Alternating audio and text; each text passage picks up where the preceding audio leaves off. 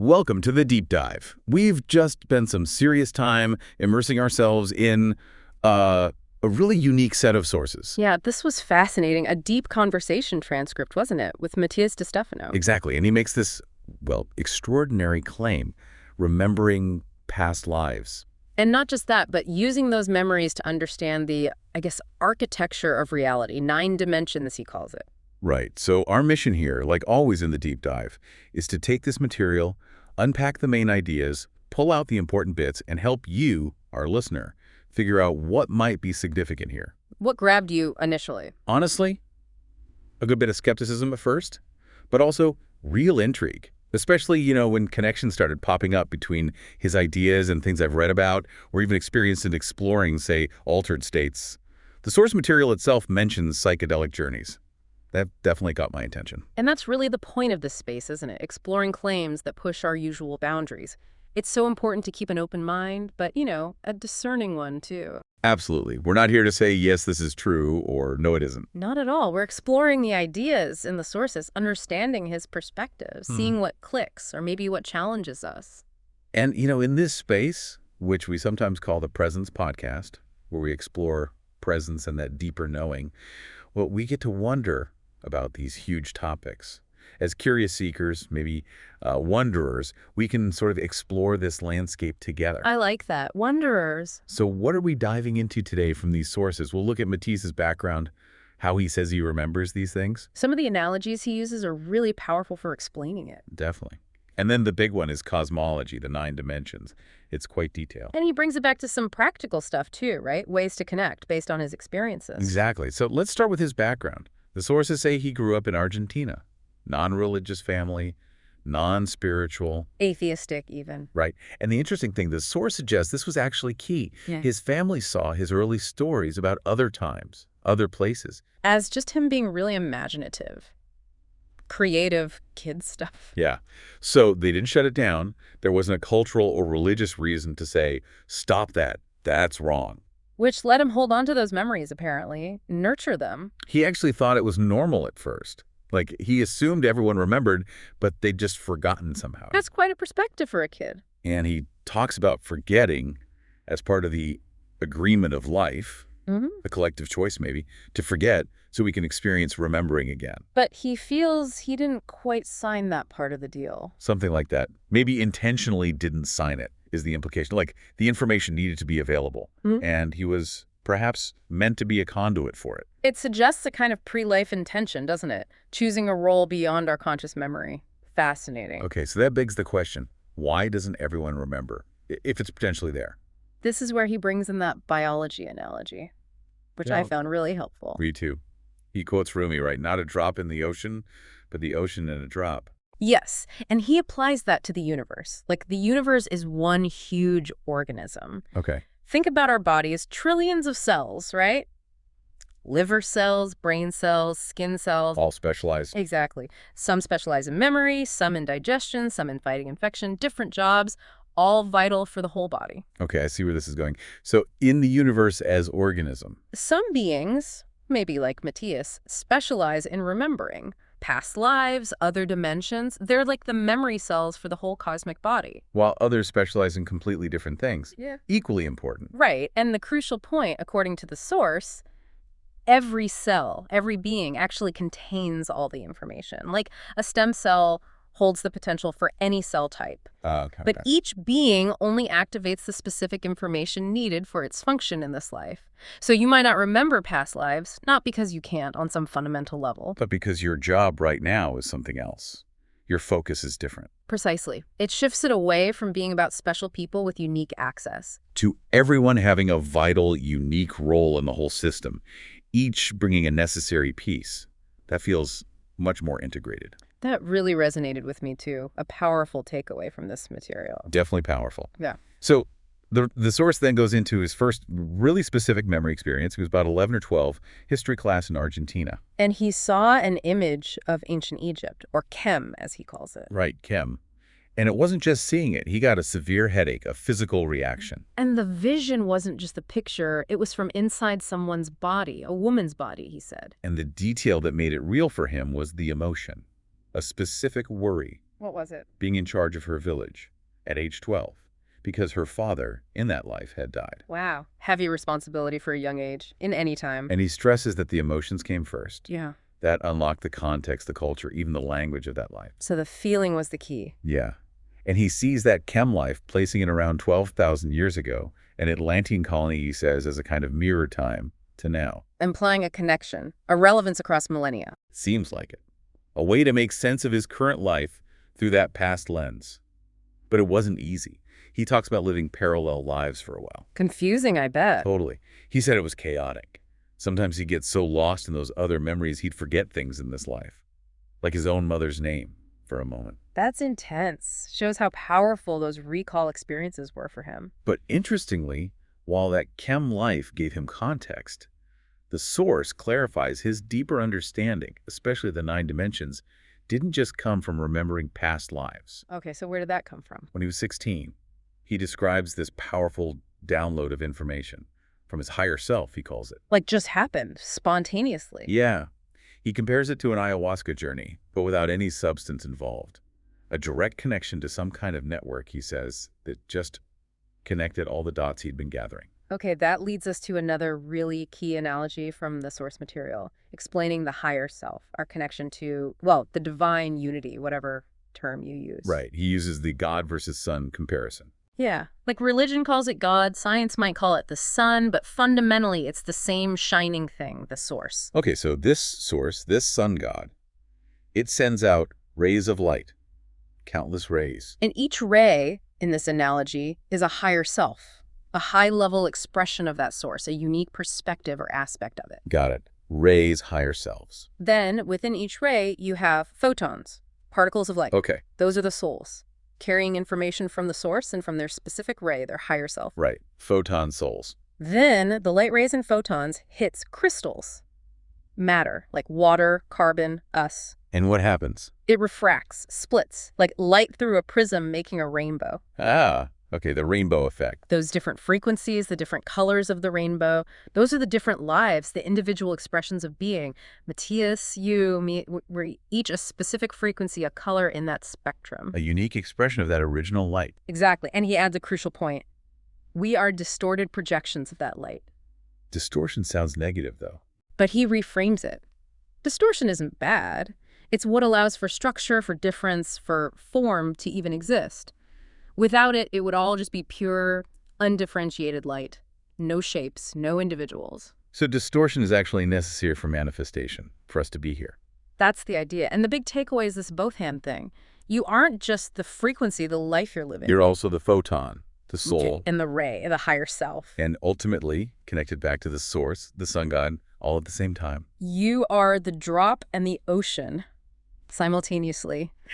Layers of being. That's a huge concept, Yeah. and it sets the stage for understanding these 9 dimensions. Exactly, because his definition of dimension isn't some separate place you go to. No. It comes from the Latin, apparently. 2 measures. It's about different ways to measure or perceive the one reality, different viewpoints. So dimensions are interconnected perspectives, not separate boxes. That's how he presents it. Okay, let's try to unpack these. Maybe not just 1, 2, 3, but group them a bit, starting with where we are now. Makes sense. So the 3rd dimension, that's our familiar reality. Height, width, depth, and space. And past, present, future, and time. Linear time is a key feature here. Right. Then the 4th dimension, this adds a 4th viewpoint. It kind of collapses time. How so? It connects past, present, future into eternity. Time and space as we know them dissolve. He mentions dreams as a way we often touch this dimension. Okay, dreams. Makes sense. Time gets weird in dreams. And he adds this interesting bit. Normally, the 4th dimension is sort of constrained by our 3D perspective. No. Unless someone is free, then it connects higher up to the 8th dimension. We'll get to the 8th later. Yeah. But the 4th, this is also where he talks about demons. Yes. According to the source, that's their realm, but his take is different. Not just pure evil. No. He describes them more like lost beings, acting on instinct, almost like animals that don't realize they're in your house. And their function, and the grand design, to cause distortion, division. That's their job, energetically speaking. Their job is division. Wow. Okay, so how do you deal with that? Resonance. He says they operate on resonance. If you're not vibrating at their frequency, fear, division, anger, they just can't really connect with you. They won't bother you. So it's not about fighting them. No, quite the opposite. The path he suggests is acknowledgement, maybe even love or gratitude, because they show you where division exists within yourself. Ah, so they mirror back your own inner conflicts. Exactly. So you know what needs integrating, what needs unifying inside you. There's that anecdote in the source. One of the original interviewers had an experience, saw a demon. And instead of fighting, The impulse was to hug it or kiss it, something like that. And its fearful form just dissolved. meeting darkness with integration, not opposition. That's Right. profound. It really shifts the perspective on dark energies. Okay, so that's 3D and 4D. What about the dimensions related more to consciousness itself? Right. That brings us to the fifth dimension. This isn't a place, he says, but a state of being. And expansion. Yeah. The expansion and full consciousness of the third and fourth dimensions together. It's about understanding and actually enjoying all the possibilities within this reality we're in. So enjoyment is key. Seems to be. And crucially, you don't get there by escaping 3D. You can't ditch this reality to reach 5D. You have to embrace it. Completely. Fully. Enlightenment isn't about going off to some heaven somewhere else. It's about shining right here, now. Being fully present in this life. And realizing you are everything. The Mhm. cell, the water drop, the leaf on the tree. It's mastering reality by simply being it fully. The source mentions Don Miguel Ruiz as an example. Yeah, someone radiating that love, that peace, living in ecstasy even amidst challenges. It's like being an electron flowing in a wire, just feeling the current of existence without judging it. Preferences wanting this, not wanting that. That's more 3D. That's tied to polarity, yeah. 3D stuff. Okay, now let's jump to the other end. The absolute core, the first dimension. Right. The beginning. The I am. Pure unity. He doesn't need to understand anything. It just is. It's that deep core feeling that everything right now is perfect exactly as it is. No need for anything to change, no good or bad. Just acceptance, being. And he connects this directly back to 5D. Mm. That fundamental acceptance and beingness in 1D is what allows you to feel the joy and appreciation and mastery in 5D, which is the embodiment of that understanding in reality. So it's not about leaving the matrix. It's about becoming the matrix, being one with it, being beyond fear because you realize you are the whole thing. The source mentions Ram Dass here, sitting in silence. Yeah, that state of just being perfectly content as is, that's tapping into 1D. And you said 1D connects to the highest dimension, 9D. Yeah, like they're touching points on a circle, alpha and omega, different sides of the same coin. 1D is the core essence, the being. 9D is the total consciousness and understanding of everything that being is. Source essence and source awareness. Got it. Okay, where haven't we been? The dimensions related to potential and creation. Right. Let's look at the 8th dimension. He calls it the great dream. The realm of pure possibility. All potential timelines, every possible outcome exists here as potential. The source mentioned experiences like Burning Man or Iboga as ways to maybe touch this. Yeah, examples of states where a thought or a question can almost instantly bring an understanding or an experience, like suddenly knowing what it's like to be a bee or seeing the universe as particles. It's like the raw potential behind the 4th dimension, but free, unlimited. That's the idea. Unconstrained by 3D limitations. Pure potential. Okay, below that potential, the 7th dimension. Illumination. Feeling your potential. Radiating what you're capable of being. The realm of the seraphim, he calls them. High divine attributes. And this is where he talks about Samuel, Lucifer, Satanas. Yes, and this is probably one of the most paradigm-shifting ideas in the source material, especially coming from a Judeo-Christian context. He says Samuel isn't inherently evil. Not in origin, no. He was one of these divine attributes, a seraphim,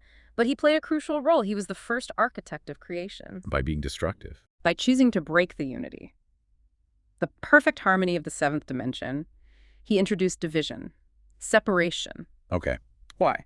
Because in this view, creation needs that separation. That destruction of pure unity allowed the 6th dimension to come into being, the dimension of active creation. Like a star exploding to form planets, destruction enabling new forms. Exactly that analogy. His role wasn't originally malevolent, it was catalytic. He opened the door for others, the archangels in 6D, to actually build and sculpt within that newly divided space. And for beings like us to experience separation and find our way back. That seems to be the implication. It mirrors personal growth too, doesn't it? We often grow most through crisis, when things fall apart. That makes a strange kind of sense. Okay. So Samuel breaks unity in 7D, opening the way for 6D. What happens in the 6th dimension?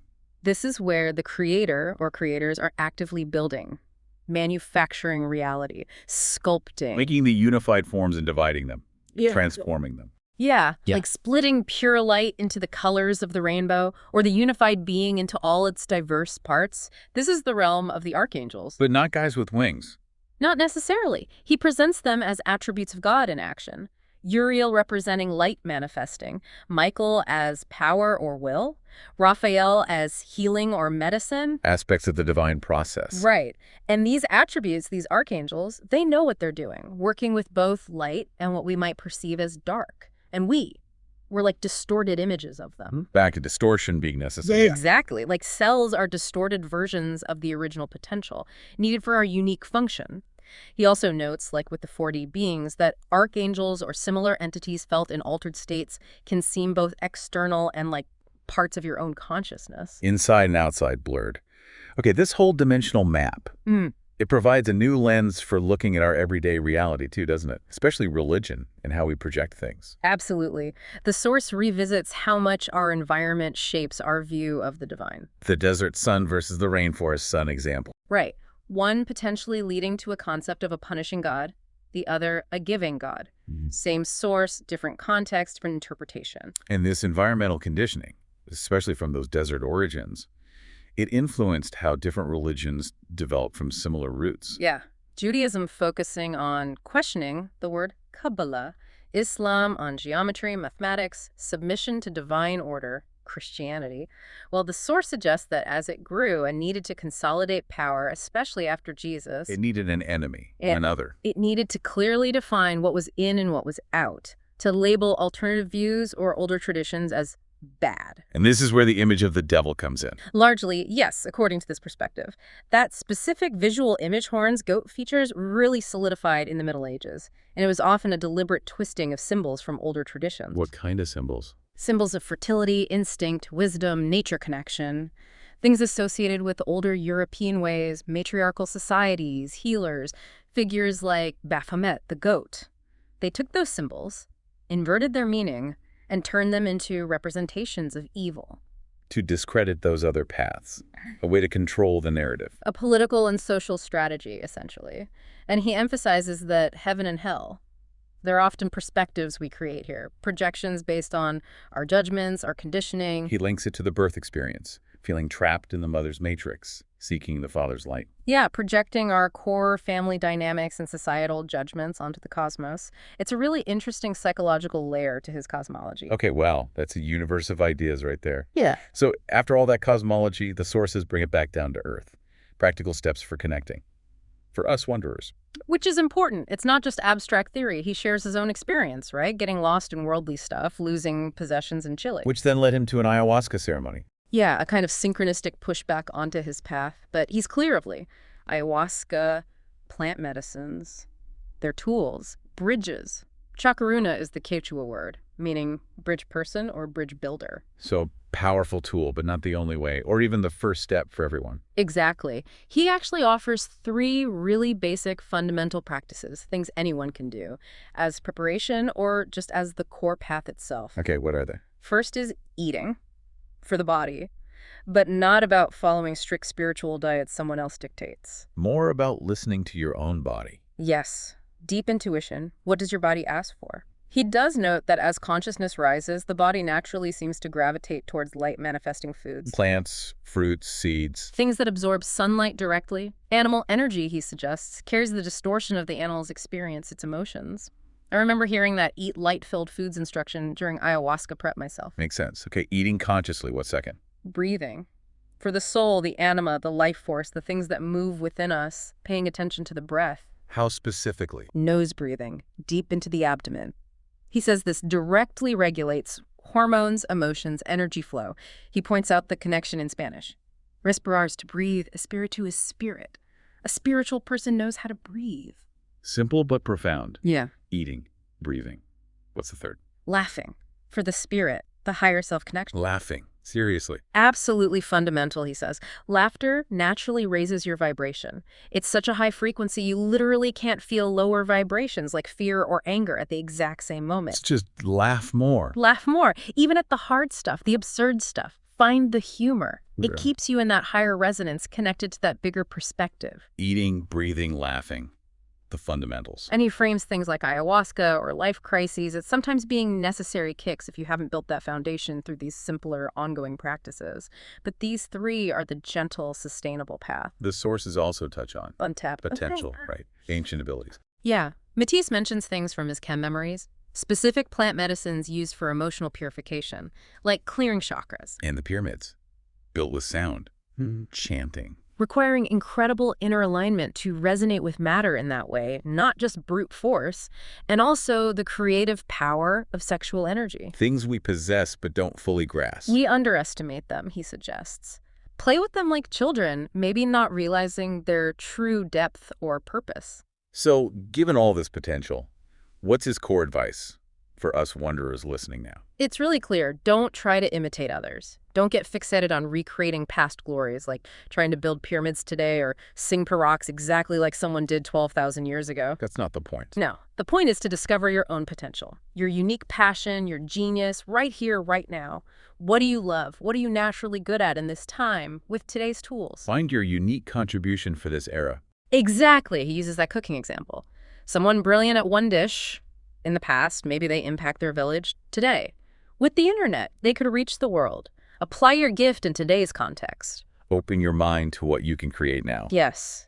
And underpinning all of it, his advice on no rush. Ah, that feels important. The universe is constant motion, process. It's not about desperately racing to some finish line.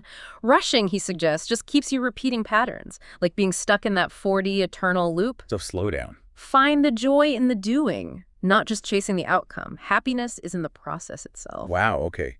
That was quite a journey through Matías's world based on these sources. Yeah. An incredibly expansive perspective. Definitely complex. Lots of potentially mind-bending moments in there, challenging conventional ideas about reality, darkness, creation. And our goal here in the deep dive, as always, is to help you by distilling this kind of information, bringing you different perspectives, even challenging ones from unique sources. We hope exploring this alongside us has been valuable for you, for all us curious wanderers out there, offering this material with openness, but also discernment. We're really grateful to the sources themselves and to Matías for sharing such deep personal insights. The material mentions his ongoing work, daily stuff from the pyramids, these dragon path journeys, an event in Giza back in Feb 2022. People can find out more. Yeah, his project website is yosy2022.org. That's YOSY202-2dit.org.